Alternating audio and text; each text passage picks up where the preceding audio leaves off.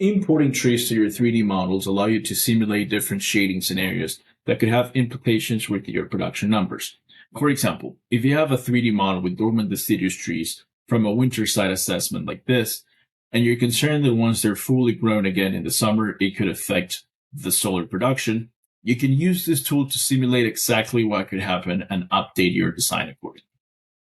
What we're going to do here is we're going to use our imports model tool here on the right side. We're going to select trees from our library, and then you're going to select the type of tree accordingly. You see here we have different species of trees. We try to make this as realistic as possible just for that extra level of accuracy. In this case, I'm going to select conifer tree. And then all I'm going to do is just place those trees where they need to go. And then I can move them, I can scale them, and just try to make sure that they're going to be in the correct location, but also they're going to have the correct size.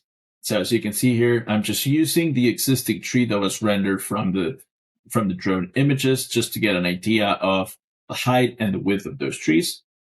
You can see my sheeting analysis already started updating, and then you can also use the qualitative analysis for a more visual idea of what's happening. So let's say we want to review summertime, and we're going to see if this is going to have any effect in our production numbers. As you can see, those trees, even when they're fully grown, will not affect your solar system. So there's nothing to be concerned about. But at this point, you can make any changes if needed.